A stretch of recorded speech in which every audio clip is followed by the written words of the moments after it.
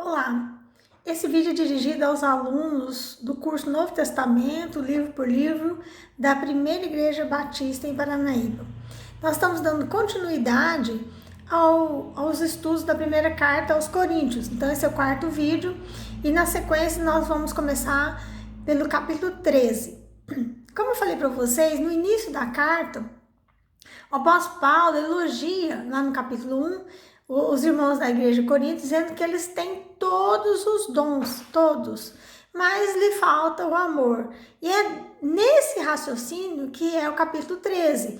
Ele fala que ainda que ele fale a língua dos homens e dos anjos, ou seja, mesmo que eles tenham toda a cultura, fale todos os idiomas, porque eram pessoas cultas.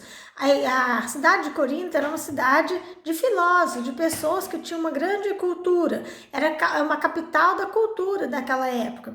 E se ele falasse a língua dos anjos, está falando das línguas estranhas, mas se não tiver amor, nada seria. Ele compara como um sino que badala, aquele badalo, uma vez parado o sino, não fica, não permanece.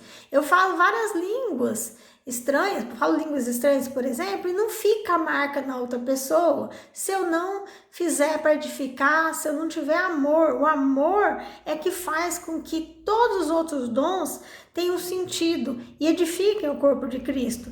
E ele vai falando que ainda que ele tenha todos os mistérios, todo o conhecimento, mesmo que ele tiver tanta misericórdia, que ele dê todos os seus dons para os pobres, ainda que ele dê o corpo dele, ainda que a gente dê o corpo para ser queimado vivo, se não for com fundamento no amor, se for para aparecer por status, qualquer que seja o fundamento, se não for amor, não vale absolutamente nada de Deus. E aí ele vem falando sobre as qualidades do amor, que o amor é paciente, é bondoso, não tem inveja, não se vangloria, não se orgulha, não maltrata, não procura os seus próprios interesses, não guarda rancor. E aí ele fala todas as qualidades do amor, quando a pessoa ama, ela acredita, ela crê no outro, ela espera, ela suporta todas as coisas.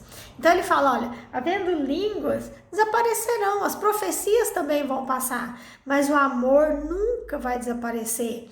Ele é o vínculo da perfeição, ele é o próprio Deus. Então ele fala que quando ele era menino, ele falava como menino, quando ele se tornou adulto, ele começou a falar e agir como adulto.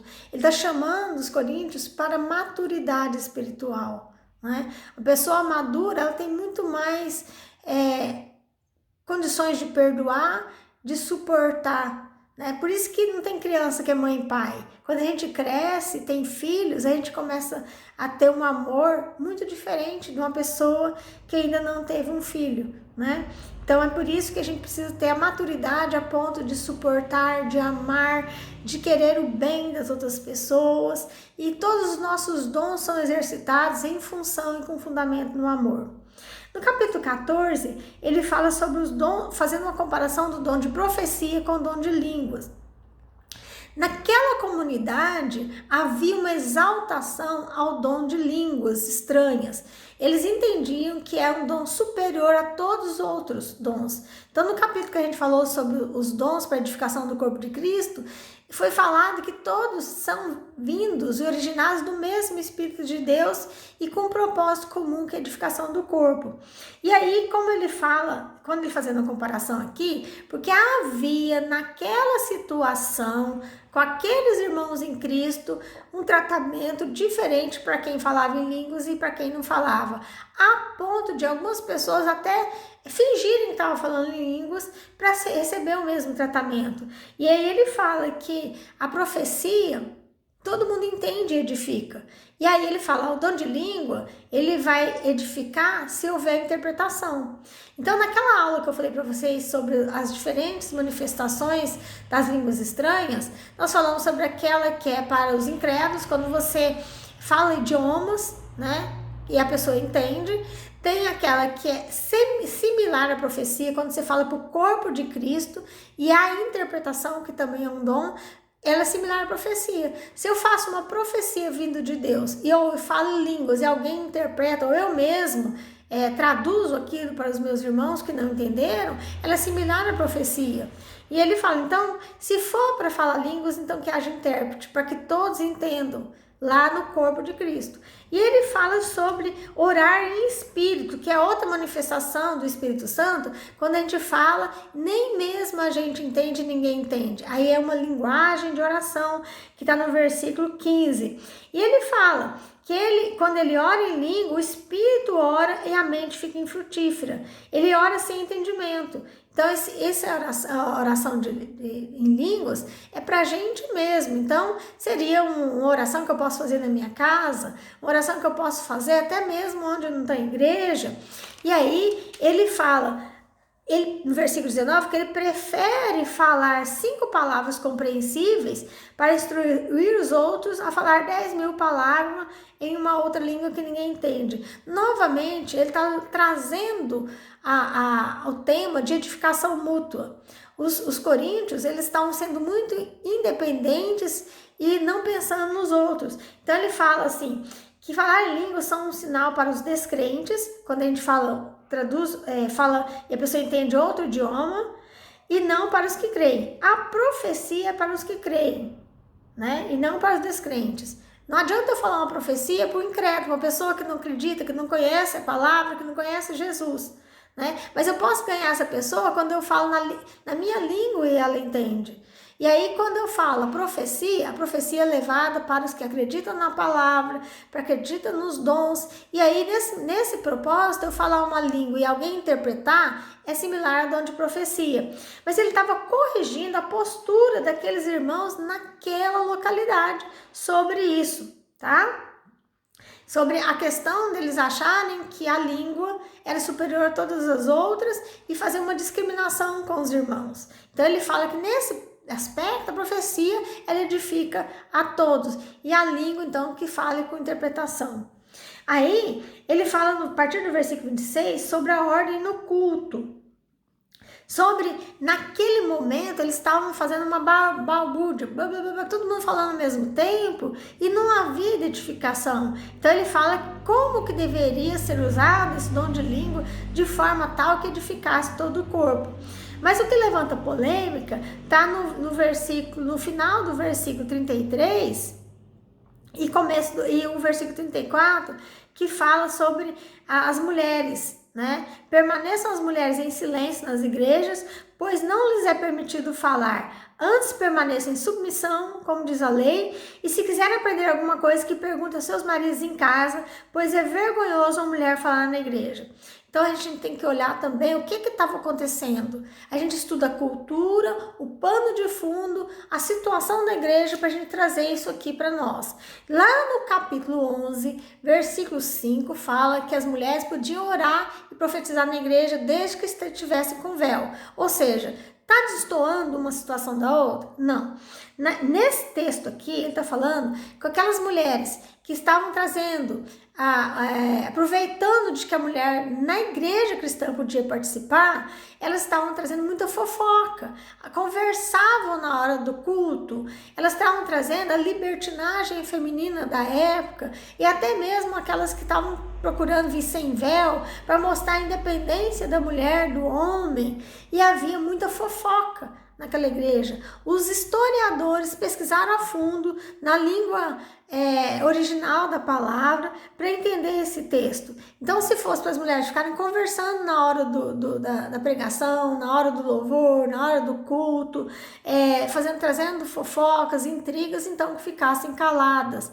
Se elas usassem o argumento de que era para aprender, queria entender, então pergunta para o marido em casa, ok? E aí ele termina esse capítulo falando para buscar com dedicação, profetizar e não proibir falar em língua, mas tudo deve ser feito com decência e ordem, para a edificação do corpo. O capítulo 15 fala da ressurreição de Cristo. Havia uma ala daqueles cristãos que estavam não acreditando na ressurreição dos mortos, como acontecia com os saduceus lá em Mateus. E aí ele conta o que aconteceu com Jesus, que ele morreu, e no terceiro dia ele foi ressuscitado, ele apareceu para muitas pessoas, pelos discípulos, e finalmente ele apareceu para mais de 500 irmãos, né, lá no Pentecostes. E aí, então ele fala, então se Jesus não ressuscitou, por que vocês estão crendo na pregação? Vocês estão crendo no morto? Então é vão tudo que eu preguei para vocês. Se vocês não creem na ressurreição da alma, tudo é sem sentido, da minha pregação. Vocês creem na minha pregação, mas não creem no Jesus que venceu a morte e que nós também vamos ressuscitar. Ele fala no versículo 13 que se não há ressurreição dos mortos, então Cristo também não ressuscitou. Se Cristo não ressuscitou, é inútil a pregação e a fé que vocês têm.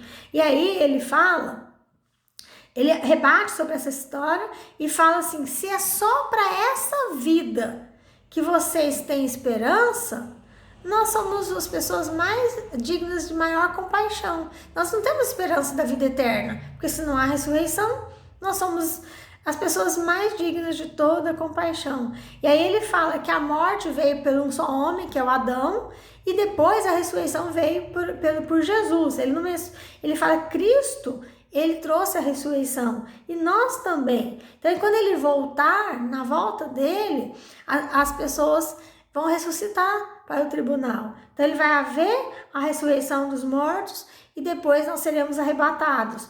Então o último que vai ser destruído para todo sempre é a morte. E aí ele usa um argumento muito interessante que é da tradição deles. No versículo 29 fala, se não há ressurreição, que farão aqueles que se batizam pelos mortos? Se absolutamente os mortos não ressuscitam, por que batizar por eles? O que acontecia? Quando as pessoas aceitavam Jesus, eles lembravam dos seus parentes que já haviam morrido sem aceitar Jesus. Então eles tinham o hábito de se batizar em nome daquele que morreu sem batizar, sem ter aceitado Cristo. Aí ele fala, então, se vocês fazem isso, né? Ele não está pregando isso, irmãos. Isso era a cultura daquela época, que infelizmente na igreja alguns ainda usavam a cultura dos pagãos. Então, ele fala assim, bom, se vocês adotam esse batismo pelos mortos, é porque vocês creem na ressurreição, porque isso não tem nenhum sentido, né? Aí ele fala sobre as más conversações que corrompem os bons costumes, ele fala das fofocas, das pessoas que ficam trazendo informações que não são pertinentes à obra do Senhor Jesus. Depois ele fala sobre uma discussão que havia lá entre eles sobre o corpo da ressurreição. Eles ficavam debatendo sobre quando eu morrer e eu ressuscitar, se esse corpo vai ser igual a esse que vocês estão vendo aqui, né? E aí ele fala, quando se planta uma semente, ele não vai nascer aquela semente, ele vai nascer, aquela semente vai morrer e vai nascer uma planta. Então, da mesma forma, esse corpo da corrupção vai acabar, a terra vai comer, mas o corpo da ressurreição será um corpo de glória. Esse corpo é perecível, é corruptível. O corpo da ressurreição é um corpo imperecível, incorruptível. Então, ele explica isso para ele. E aí, ele fala assim que no abrir e fechar de olhos, ao som da última trombeta, os mortos ressuscitarão incorruptíveis. Então, isso aqui fala sobre a vinda de Jesus e que a morte foi vencida. Finalmente, para encerrar esse capítulo 15, ele fala, portanto, meus amados irmãos, mantenham-se firmes e nada os abale. Sejam sempre dedicados à obra do Senhor, pois vocês sabem que no Senhor o trabalho de vocês não é inútil. Às vezes a gente faz tanto para a obra de Deus não é reconhecido. A gente prega, a gente ama, a gente testemunha, os nossos pastores, os nossos líderes não reconhecem, ou aquelas pessoas para quem a gente trabalhou não valoriza. Mas ele fala que continue sendo abundantes, continue trabalhando, porque em Jesus nós não somos deixados de lado, não é inútil, Deus reconhece o nosso trabalho. Finalmente, no capítulo 16, ele fala sobre uma coleta, que no primeiro dia da semana, que todos deveriam levar uma oferta em alimento para abençoar aqueles irmãos que nos outros lugares estavam passando fome, e ele fala que ele vai levantar pessoas para levar, e se for necessário, ele vai também junto para entregar. E ele dá os últimos pedidos, ele fala que ele pretende lá estar com eles, que ele vai permanecer em Éfeso até Pentecoste, depois ele vai, e finalmente no versículo 13 ele fala: estejam vigilantes, mantenham-se firmes na fé, sejam homens de coragem, sejam fortes, e façam tudo com amor. Se você escrever uma frase na sua casa, num quadro, no seu, na sua página da internet, façam tudo com amor. Está em 1 Coríntios, capítulo 16, versículo 4. Tudo, aquilo que for mais simples, a coisa mais insignificante que a gente pensa que seja, ou a coisa maior que for fazer, deve ser feito com amor. Nesse momento, meu aparelho para segurar o celular caiu, meu celular está em cima de um monte de livros aqui, mas eu estou fazendo isso com muito amor, porque eu tenho muito temor ao Senhor. E ele encerra com as saudações, como é próprio de uma carta. Deus os abençoe. Aquilo que vocês tiverem dúvidas, me perguntem, confiram os textos bíblicos, pesquisem, meditem, sempre lembrando que quando a gente vai ler um texto, a gente precisa saber o contexto, porque tudo que é lido sem saber o contexto vira pretexto, tá? A gente não deve ler somente na literalidade, é preciso descobrir o que estava acontecendo naquela igreja e por qual razão aquilo foi falado, tá? Beijos!